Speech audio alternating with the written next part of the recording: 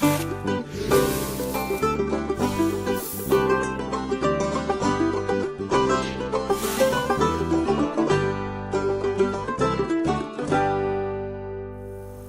back. Summer is just arriving here and it's time to assess our gardens. We've taken the test gardens through spring and they're really doing great. And it really hasn't taken all that much work.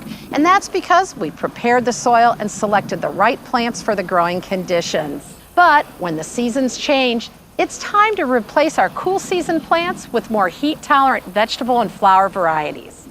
We also want long-lasting blooms from our annuals and perennials, so this season we'll cover garden maintenance throughout the season, as well as managing insects and disease. Then we'll visit our small space garden to find out how we solve some of those design challenges. But first, let's replace a few of those cool season vegetables. As you can see, in just a few short months, our garden's really filled in. Plus, our homeowners have enjoyed the harvest, and it's been fun for them to pick and use directly. Now, this row of radishes is starting to set flower and seed, so the flavor's going to be a little more bitter. So we're going to make one final harvest, then the rest goes in the compost. Let's see what we've got here. These are French breakfast radishes, so they're long and good for slicing. And as the heat builds in the atmosphere, it's really going to build the heat in the radish. We also have our onions, and we're using these for drying. So they've got pretty good spacing, though we'll pull this one and use this as a nice spring onion and use it for a salad. And then we'll give more room for the rest to grow and reach good full size. Now you may be looking at our cauliflower and broccoli and wondering what happened. The cabbage worms have been busy. They eat holes in the leaves. The adults or moths lay their eggs. The eggs hatch little green worms crawling around. Won't hurt you if you eat them, but it's maybe a little bit of unwanted protein. Now I like to use eco-friendly products, and one of my favorite is Bacillus thuringiensis. It's a bacteria that only kills true caterpillars, but it won't hurt the beneficial insects. Mix it up with water. There are also powder forms available, and spray on the plant. The caterpillars will stop eating immediately and eventually turn to mush in a couple of days. But you could harvest your cauliflower, broccoli, and eat it after rinsing just to change out the flavor a bit. Now you may notice the cauliflower wasn't covered. We blanch our cauliflower, fold the leaves over top to keep the sunlight out to keep it nice and white. But the damage from those cabbage worms really eliminated those leaves. Here you can see that it's starting to fold over. If we control the cabbage worms, we should be fine. Our homeowner also harvested one head of broccoli. She's leaving the plant, and so if that environment stays cool this summer, she'll get some little sprouts on the side. If the flavor's not so good, time to compost it and replace it with a late planting for fall harvest. Our peppers are starting to come on. They love the warm weather, so we're going to do some harvesting a bit later on those. I love growing Brussels sprouts. I think I'm one of the few people that likes to eat them. But one of the reasons I like to show people where Brussels sprouts form. They're actually buds in the leaf axil that we're going to be harvesting probably on our next visit to this garden to enjoy grilled or, steamed. Tasty and good for you. Our peas are just finishing up for the season. We grew edible potted peas, so we really like to pick those when they're flat like this. The pod is edible, the seeds are small, they're very tasty. If you let them get too big, even edible potted peas are still pretty tasty, but you may want to pop them open if they're getting a little stringy. Eat the seeds separately. But when you start seeing the bulges, then it's time to eat the seeds and leave the pods in the compost bin. We're going to pull these out because the weather's getting hot, they're starting to fade. No flowers left, so we'll make our last harvest and replace them with some beans. Our tomatoes have really taken off. In fact, we even have some green tomatoes. Covering our plants early in the season with those floating row covers, season extending fabrics, has really paid off. We'll have a much earlier harvest. Now, as you can notice, those on the ladder and the stake need a little more pruning. We have to keep after that so that they'll fit. That's why I like the towered version, because it's a lot less work for me. I push those branches in as needed, and that's all I need to do. I'll have a little bit later harvest, but more tomatoes to enjoy. Now, we put some short season crops, some greens, in between our tomatoes, knowing that as our tomatoes grew, those greens would start to flower, get a little bitter, and they'd be ready to clear out, compost, or eat whatever's still good. So let's take those out. We'll take a taste. If they're still good, we'll use them. If not, we'll put them in the compost pile. Just a different way of recycling our plants. As you can see, the cabbage worms have also hit this garden bed.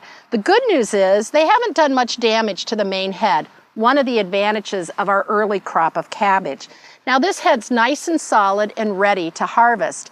And one of the things I often hear from gardeners, one head of cabbage, one plant, what a waste of space. I can help you increase your harvest. Basically, take a good sharp knife when that head is full size, and we can use this. Then look for all those little buds right around the stem. Those will grow into smaller heads of cabbage. You'll end up with 4 to 5 small heads, 1 larger head of cabbage. You can make a lot of slaw and kraut from that. Now our eggplants are looking a little shabby. The flea beetles did a lot of damage early in the season. I swear they wait by the edge of the garden just to start feeding. So you'll notice the damage. Most transplants can tolerate it, but they're looking a little peaked, which is a good reminder it's time to give our garden a nutrient boost. We packed in the plants here, and so they really are using a lot of moisture and nutrients. I like to use a low nitrogen, slow release fertilizer. And the reason being is it won't promote excessive leaf and stem growth at the expense of flowers and fruit. Now, most of them will work their way through the mulch, but you can also lightly cultivate to get that fertilizer in contact with the soil. So check the label and make sure you follow directions. Our herbs are looking great and ready to do some harvesting. I know our homeowners have been picking and using these all along. When you're harvesting herbs for drying, you want to pick them right before, just as they're starting to bloom. You'll get the most intense flavor, more oils. When you use them for cooking, harvest them as you need. I like to cut right above a set of healthy leaves. And I always use garden scissors for a cleaner cut. The reason being, the plant you left behind will look good. It'll branch out, keep producing more leaves and stems for a bigger harvest. So keep harvesting as needed and enjoy. We're going to check out the progress of our perennial garden next. Summer's a great time to reassess our garden and see what we need to do to keep our plants healthy and looking their best. Now, when we mix edibles with our ornamentals, we need to harvest not only for productivity, but also keeping the plants looking good.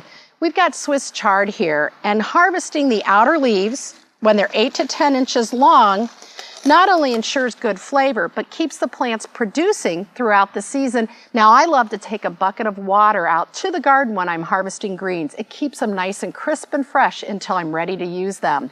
We've also got some curly parsley as our edge and for edibility, but notice someone else has been chewing on our parsley. And if you take a close look, you'll see the caterpillar of a swallowtail butterfly. It will soon convert into a beautiful butterfly. And we don't need to worry about the health and vigor of our parsley. It'll quickly come back and we'll have beautiful butterflies and parsley to use in our meals. Now let's take a walk through our perennial garden and see what else needs to be done. Fertilization is on the list of many gardeners' summer chores. But if you properly prepare the soil and use a low nitrogen, slow release fertilizer when establishing a perennial garden like we did here, you're done for the season. Don't be fertilizer happy like so many people. You know, proper soil prep, good healthy plants, let them be your guide to fertilization. Now we use coneflowers in this garden, echinacea, right at the front. You may be surprised, but these dwarf cultivars, powwow berry, really lead your eye right into the garden and to the taller plants behind. Good color, compact growth.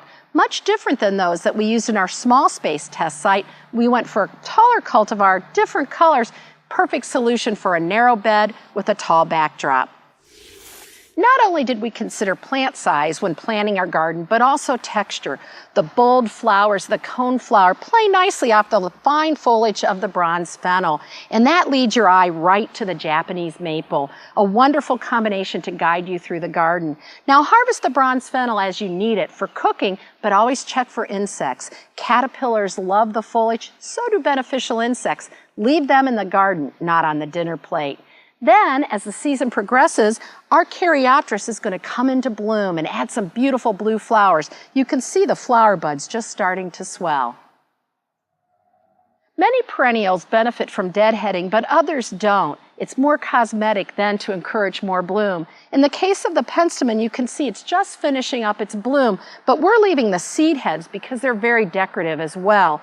Now, penstemon can get floppy in rich soils or a little too much shade, so you may need to do staking as the plants get older. Or better yet, let the neighbors grow, fill in, and those neighboring plants will help give it the support you need. You may notice the space between our plants. They're doing great for a first-year planting, and we wanted to leave plenty of room for them to gradually reach their mature size, especially the miscanthus, the ornamental grass in the back. We didn't want to have to dig and divide too soon, so we gave them plenty of room to grow. Our Walker's Low catmint is doing great, and usually the first year it always holds the center, but as the plants mature, sometimes mid-season they'll flop over and they'll need a good haircut. Don't let the calendar, but rather your plant's growth be your guide.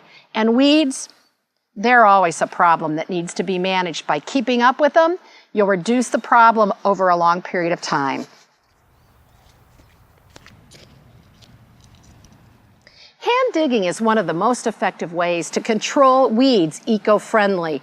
But you need to make sure you get the whole rhizome and root system, otherwise you end up with problems because you're just propagating more weeds. So for things like this mugwort or quackgrass that have an extensive rhizome system, I often use a little help from a total vegetation killer, something containing glyphosate. It'll kill any plant it touches, so you need to apply carefully. I use this little trick.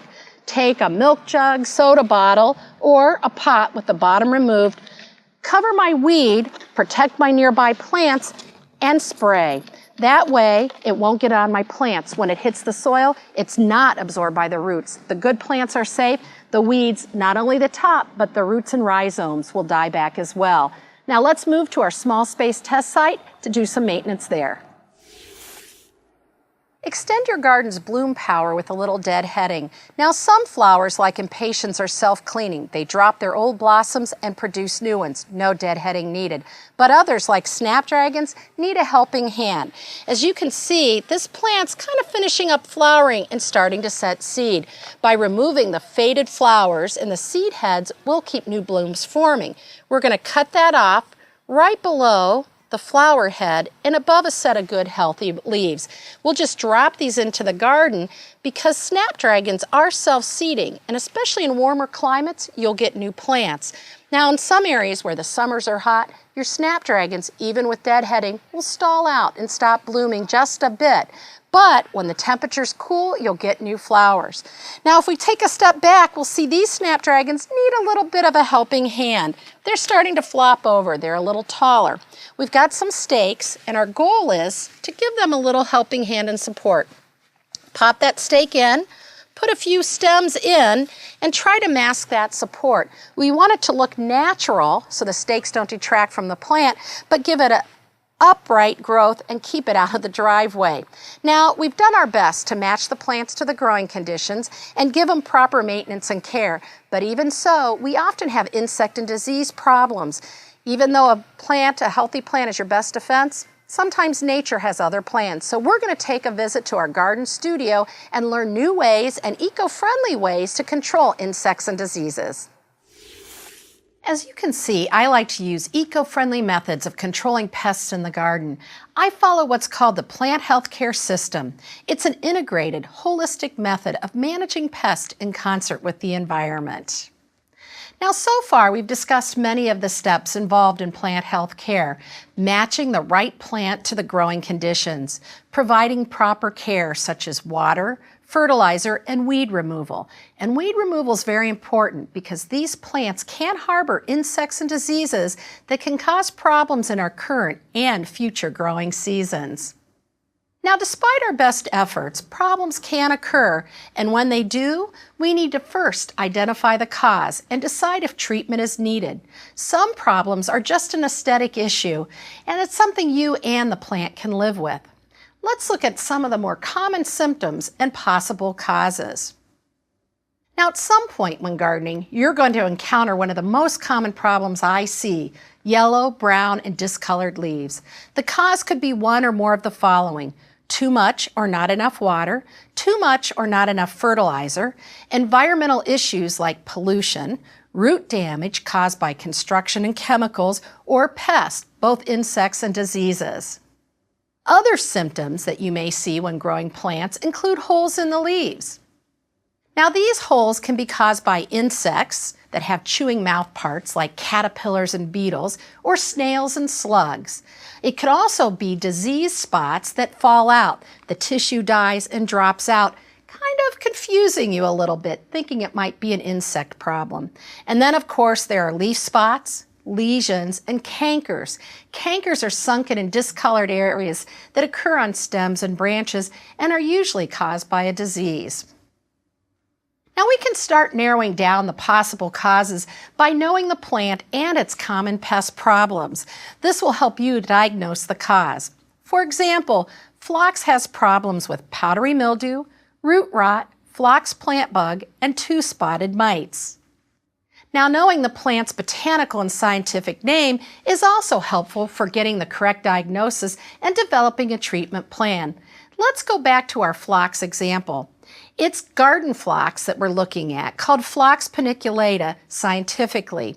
Now, it's most susceptible to powdery mildew and less susceptible to the other pests that we mentioned that attack all types of phlox. Using the scientific name also ensures clear communication with experts or the resources you do your research in, such as university extension, garden publications, garden center staff, and other professionals. Now, once the pest is identified, we need to decide if control is needed, and if so, is it a problem that's just aesthetic? Like we mentioned before, galls are a very common one. These lumps and bumps can appear on oaks and maples and many other plants. They're actually caused by aphids, adelgids, mites, psyllids, or other insects feeding on the leaves and stems of the plant. In response to that feeding, the plant forms these growths right over the insect. So if you were to go out and spray at that time, the tree or shrub is actually protecting that insect that attacked it. So control is not effective at that time and really not needed if your plant is healthy. Now, some pests like dog vomit fungus, it's a slime mole. It looks disgusting, but it only feeds on organic matter and mulch, so there's really no need to control it. But what you can do to avoid the problem is lightly rake the mulch to help it dry out. That avoids the formation of the slime mold. If it does appear, you can either wait for it to dry out naturally or scoop it up and toss it away. It won't hurt the plants. But other problems like aphids and mites, they suck plant juices, and they may warrant control when the populations are high. If control is needed, let's look for and use some of the most eco-friendly options available. You may decide to wait and just tolerate some damage and let nature manage the problem. I have a great story about my daughter related to this. When she was little, we'd walk past a planting of goldenrod every day at the end of the day. And one time I saw it was full of aphids. Well, like every good gardener, I decided I'll deal with it tomorrow, and it soon became 2 weeks. Fortunately, the lady beetles moved in and cleaned out those aphids. It was the highlight of her gardening experience, and everybody that came to visit watched those ladybugs eat the aphids. So toads and birds and beneficial insects like ladybugs, praying mantis, and green lacewings will help control those pests. And you can also remove the problem by hand. Pluck it off the plant, drop it on the ground, and stomp it. A method that the kids at the Royal Botanic Garden in Hamilton, Ontario showed me and have been using ever since. So pick off those insects or those damaged leaves and take care of them. Now let's take a look at some more eco-friendly solutions you might want to try. For some insects like aphid and mites, you can use a strong blast of water to dislodge the insects. And you want to make sure it's nice and strong. Now what I do is often set them under the sprayer in my sink, or for my big plants under the shower. This is especially helpful for plants that are indoors if you're worried about kids and pets, or edibles like the basil. You can also use barriers, and these physically prevent the insects from reaching the plant. One of my favorites is Remay. It's Harvest Guard, Frost Blanket, Floating Row Cover. And one of the good things about this is it also provides frost protection. But basically, you drape this over your plants, anchor it on the sides, and it prevents cabbage worms, bean beetles, and even rabbits from eating your plants. I have a great picture of covering my cabbages with the floating row cover and a rabbit sitting on top looking at the cabbage beneath, trying to figure out how to get in there and eat it. Traps also work very well. A bowl filled with soapy water, yellow to help attract the insects, or white fly traps. These yellow sticky traps that you could make or purchase at the garden center have a sticky substance on top. So when the white fly go to attack your plants, they stick to the trap instead of sucking the plant juices out of your favorite house plant. There are also some natural products available. Insecticidal soap's been on the market for quite a while, and it's been tested, and it will kill many soft-bodied insects like plant bugs, aphids, and mites. And again, it's eco-friendly and safe for you and your pets. Nematodes are relatively new on the market. They've been around for quite a while, but there's a new formulation or a new type of nematode that will feed on fungus gnats that attack our house plants. The fungus gnats aren't harmful, but definitely annoying. The nematodes are a safe way to manage them. And mosquitoes, which can be annoying, we can take care of those in our water gardens using BT, Bacillus thuringiensis, a formula that's good at killing mosquito larvae. Pop these in your water garden and you'll take care of the problem. Keep in mind, insects and disease build up over time when we grow the same plant in the same location for many years. We can reduce this by rotating out of family because you see family members like tomatoes, peppers, and eggplants are susceptible to many of the same insects and diseases. Now, farmers have been rotating their crops for centuries, but you can do it right in your own backyard. Edibles, for example, you could plant tomatoes one year, and that same spot next year, grow onions. Follow those with beans. In your flower bed, try petunias. Follow them the next year with geraniums, and those can be followed by marigolds. So we're switching out the plants to reduce the buildup of insects and diseases. Now, working in concert with nature certainly will reap loads of benefits. It usually means less problems in the future. But you may need to tolerate some damage in the short term, just like we did with the aphids waiting for the lady beetles to come in and feast upon them. Plus, when you work with nature, you won't create other problems when you kill the good guys by accident when you're trying to control the bad guys. So the end result? You save time and money, and you're kind to the environment. Well, now that you're armed with some knowledge about how to maintain your garden, let's go back to the urban test site to see how we solve some of our more challenging design issues. Function, beauty, and accessibility are often hard to achieve, especially in small spaces. You may remember our hose right here by the front entrance. Not the prettiest thing, but we needed to keep it accessible for watering, so we found a solution. We've added a trellis to help block the view, and we'll train this climbing hydrangea over on the wall and onto the trellis. It will mask the view of the hose and create a nice backdrop for this fountain. Now, we picked wood because climbing hydrangeas use rootlets to attach to rough surfaces like brick and wood. We've also included an annual vine, the black-eyed Susan vine, that will twine up this trellis. So we'll get quick cover this season while that climbing hydrangea slowly migrates over, creating a beautiful backdrop. The fountain is an added focal point, a little noise to cover out the traffic, and it really creates a nice focal point as the homeowner comes home, pulls up the driveway and into the garage. Now to the next side. On this side of the entrance to our townhouse, we had this tall blank brick wall. It was a nice backdrop for these flowers, but didn't provide the pizzazz we were looking for at this entranceway. And we also had a problem with erosion. The downspout emptied into the garden bed, washing away the soil. So we added some stones to protect the soil where the downspout enters the garden bed. Then we looked for a solution for this wall. We considered evergreens, but the homeowner really didn't think that was appropriate. We thought about artwork like a bottle tree, but it really didn't fit into our landscape design. So we looked for this black obelisk. It blended with the railings, tying this whole area together, and then we looked for a vine to cover it. Now, we thought about an annual vine for quick cover, but we wanted a more permanent solution. So we looked for the honeysuckle vine. quick cover, plus it'll attract hummingbirds to the landscape. And the orange flowers echo the color of these cone flowers in front of it. A wonderful, wonderful solution. Now I can't wait to take you back to the patio to surprise you with the solutions we came up with there. Our first challenge was to hide the utilities, yet leave access.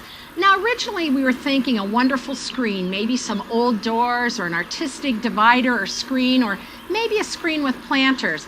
But we decided to save our big budget for something spectacular and hold off until we find a nice screen. So in the short term, we found this beautiful potted fern, placed it on an affordable table. We've got a great solution for now and something we can move around and use elsewhere. Now let's look at our next spot. In this area, we had problems with erosion, water rushing off the deck. The plants were washed away, containers didn't work. The homeowner put river rock here, and that took care of the erosion problem, protecting the soil. But we still had a blank spot. We're looking for the perfect piece of art, but in the meantime, we've got containers softening the fence. We used a fern to echo the fern in our first area we looked at, and we still had a blank wall. So we found this beautiful bird bath, but a little low. So we put a pot of soil and we'll anchor it in that, and now the birds and the homeowner are happy. You may remember that beautiful tall grass that was right next to the entry of the garden. It was crowding out this climbing hydrangea, so we moved it out and shared it with a friend. We've replaced it with a much smaller grass, prairie dropseed. In fact, a dwarf version of the native. It'll give us year-round interest on a much smaller scale. But in the meantime, we've potted up divisions and transplants into beautiful containers to provide vertical interest, not only from the plants, but also from the containers. It's a great way to make your garden budget go further and add some interest in the short term. You may notice the mum. We've been pinching it back so we'll have beautiful blooms come fall. We've changed out our pansies to more heat-tolerant annuals. We've got heliotrope, and the purple flowers echo the foliage of our coral bells and the flowers of astilbe, carrying that purple throughout the garden. We've added white and lantana to brighten up this bed, especially helpful when the homeowner sits here at night, just brightens that night garden. We've added that golden moneywort ground cover, it's a perennial, and that chartreuse foliage makes all the other plants just pop. In our corner, we've got Simicifuga. It's a good shade-tolerant plant, and it's getting a little bit of morning sun here, and it's doing great. It'll have nice purpley foliage to pull this garden together and white flowers over top.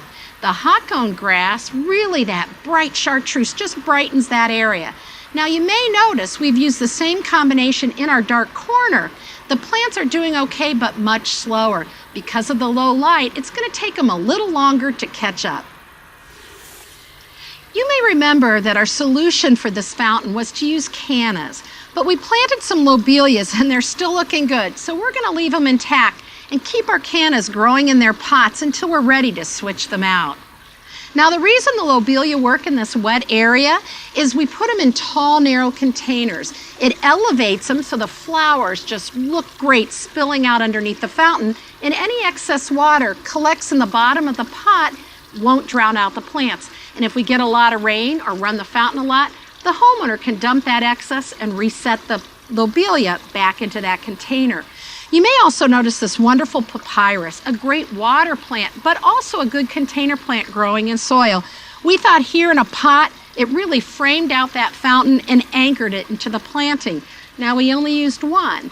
So if you like symmetry, it may be bothersome until you take a look. This asymmetrical design has this on one side and the clematis sweeping across the fence, balancing it out. Different form, different shape, but it works nicely. You may also notice that we switched out our spring annuals to our summer annuals, more heat-tolerant plants. We have the beautiful heliotrope with the fragrance that the homeowner can enjoy in the evening. The vinca that take full sun to shade and hot, dry conditions. And our lantana, the white pulls the white all the way around and helps attract the butterflies. Now you may remember the big grasses we took out that were on either side of the entryway here to the back patio. We replaced one of them with Shenandoah switchgrass. Now it's a little small, but eventually will get 4 feet tall, provide year-round interest. Then we potted up some of the hosta divisions from the plants we divided out front. We potted them up, set them in the garden to provide a vertical accent. It's a great temporary solution until our Shenandoah switchgrass grows to full size. As you can see, we saved a large portion of our budget for this corner of the patio area. We invested in this beautiful arch so that we could help hide the air conditioner and the utilities, yet leave access for the meter people. And what we'll want to do is train vines over this archway to help make it anchored into the planting area. We've got the hyacinth bean vine here that will really cover this trellis by the end of the first growing season. It's an annual. The sweet autumn clematis will take a couple years to get established, but when it does, you'll have beautiful white blossoms covering the archway and providing wonderful fragrance for our homeowner to enjoy. Then we moved the bench over to further hide the air conditioner and added a couple of hanging baskets to draw your eye up and over the air conditioner. Though your problems may be different, the strategies for solution are the same. Next session, we'll be replanting for fall, adding bulbs for spring beauty, doing a bit of pruning, protecting our plants for winter, and planning ahead. See you then.